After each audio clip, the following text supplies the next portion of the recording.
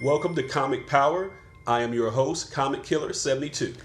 This segment today is called Wicked Wednesday. If you didn't know, Wednesday is the new release for new comics that come out every week. These are my recommendations for the best books to pick up on Wednesday. I will also name one book to be the speculation pick of the week. The comic industry is putting out so many good books, they're giving you no choice but to spend more money on comics than you really want to. First up, DC is giving us All-Star Batman #2. Scott Snyder returns to a Batman title after his iconic run on the New 52 version. It's got some nice looking variants like this Romita version, but the winner is going to be this Jock variant. This dark deconstructed style really works for the Cape Crusader. Whatever cover you get, just get it because it's awesome. Next up is Gotham Academy, second semester #1. This series has animated cartoon show written all over it, so look out for that. It's going to happen. They already previously crossed them over with Lumberjanes, and that was a good idea.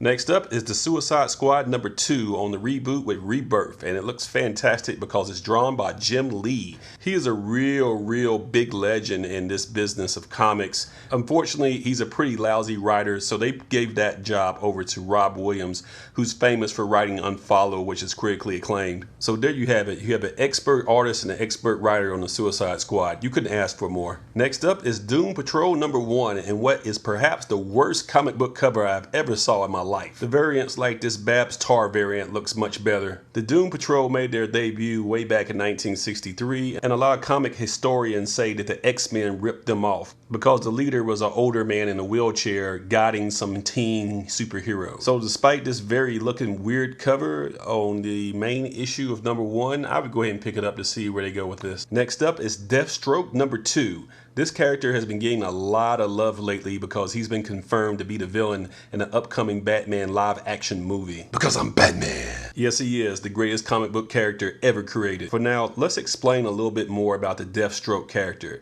He was created by Marv Wolfman and George Perez in the New Teen Titans #2 back in 1980. He's a contract mercenary that loves swords and guns and is the inspiration for Deadpool, who was created in 1991. It's obvious that Deadpool was a ripoff of Deathstroke. Even the name, Deathstroke is Slade Wilson and Deadpool is Wade Wilson. You can learn more about this by going to my archives and watching my Deadpool character study dated February 11th, 2016. In the live action film, Joe Manganiello is going to be playing Deathstroke, and that's great casting. Believe it or not, he started out as Flash Thompson in the original Spider-Man movies. Here's some images of the character unmasked, by the way. If you're new to the character, it's only at issue 2, so you can get in early on his Rebirth incarnation. Deathstroke has been too underrated of a character for too long. The Batman movie is really going to blow him up, and as you might expect, the New Teen Titans #2 from 1980 is selling at record highs, and it's only going higher. Next up, let's see what Marvel is up to, and that's going to be Black Panther issue #6. This is less comic book superhero and more political thriller. I don't know about you, but I can't wait until the live action movie. Next up is Deadpool issue #18. The slapstick comedy in this series just continues.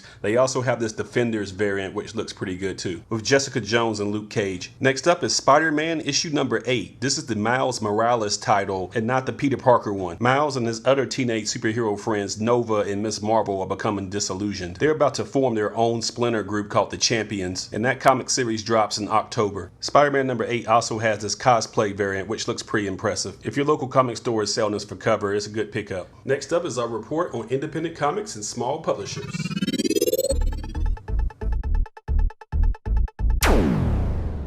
First up is the Forever's #1 from Black Mask. Their comic titles go for the juggler. This is written by Kurt Pyrus, the same author from the Mayday miniseries in 2015, one of the top 10 books of 2015, in my humble opinion. This is what cover B looks like. Black Mask is the comics, what punk rock is the music. It's really subversive, and it forces you to pay attention to it. Next up, and also from Black Mask, is Jade Street Protection Services #1, which is going to a second print. And the second print is a variant. This series is described as Sailor Moon meets The Breakfast Club, with a little Harry Potter magic thrown in. If you like Lumberjanes or Gotham Academy or The Runaways, then this is probably perfect for you. Next up is Grimm Volume 2 #1, featuring art from newcomer Maria Sanapo. That's an impressive cover. Next up is Time to Die #0 from Hashtag Comics. This is a one-shot, so if you like The Walking Dead and you can't get enough of the zombie apocalypse, then this is for you. This cover looks impressive. If this comic is half as good as this cover looks, then it's worth getting. Next up is Animosity #1, which is going to a third printing.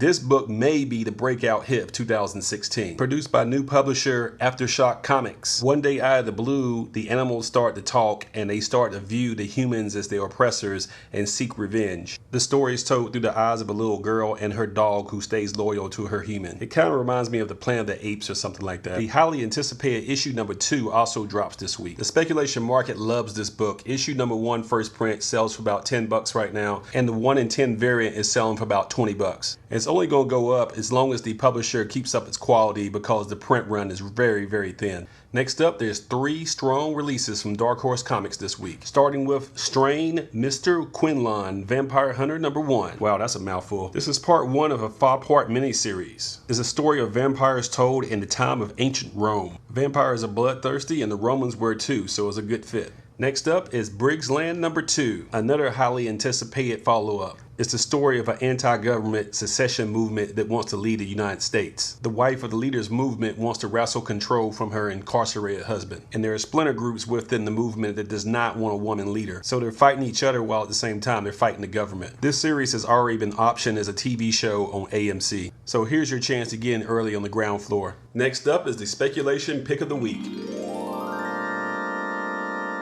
And that's going to be Lady Killer Volume 2, Number 2 of a 5-part miniseries. And if you've been paying attention to this channel, then you know I'm all in on this comic. It's the story of a woman who's a housewife by day, but at night she's a contract killer. So that's her double life. Like Animosity last year, Lady Killer came out of nowhere and was a huge hit. And it made my list of the top 10 comics of 2015. It can be best described as Dexter meets Mad Men. Even more awesome, this character is written, drawn, and co-created by a woman, Joelle Jones. I believe this character will have lasting cult appeal similar to like Judge Dredd or Tank Girl, so you might want to get on board now. The first appearance of this character goes for about $30 in Lady Killer number 1, Volume 1. Give this title a shot. I don't think you will be disappointed. Next up, let's see what Image is up to. They always bring the heat. First up is The Fix number 5. This is a dark comedy about crooked cops and a drug-sniffing dog named Pretzels. This book is absolutely hilarious. I love it. Next up is Black Monday Murders number 1, which is going to a second printing.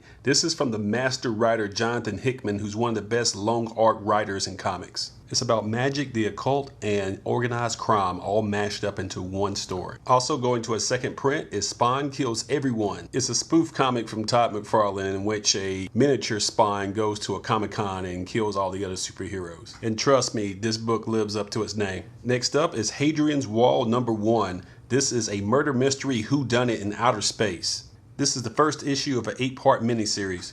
Next up is Erathune number 2 from Stranger Comics. This small publisher has some very interesting fantasy titles that are well drawn. They had a minor hit with Niobe She Is Life earlier this year, but shipping delays has hurt the company's progress. If they can fix that, then they might be able to maintain the audience for their comics. Next up is Samurai Brothers in Arms number 1 from Titan Comics. I am really feeling this cover. It's got a whole bunch of variants and those look good as well. This clearly looks like it's worth your $4. I'm a big fan of that watercolor feel. Next up is Faith number 3 from Valiant Comics. This is the type of title that you pick up when you want something lighter to read. The lead character is heavy, she's a female, and she's a nerd that reads comic books. She's literally fighting crime at a comic book convention. Now, how cool is that? And last but not least, and I'll try to not laugh while I do this, Cave Woman, My Little Dino number 1 from Emerald Entertainment.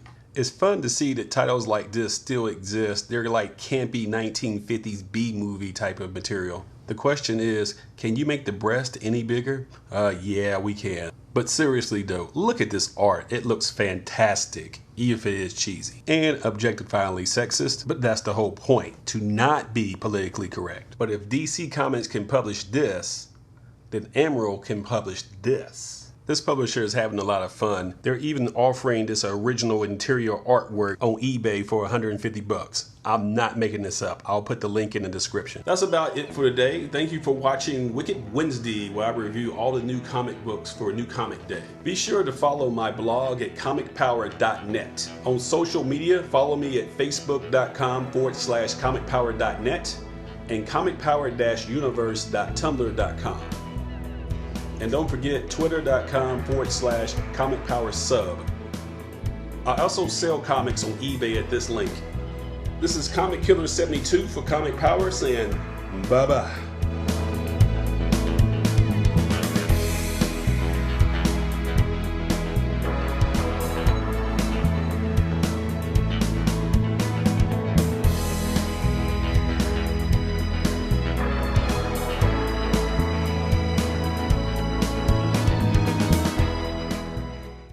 And don't forget to share this video, click on subscribe, give it a thumbs up, and tell everyone you know about this channel to help it grow.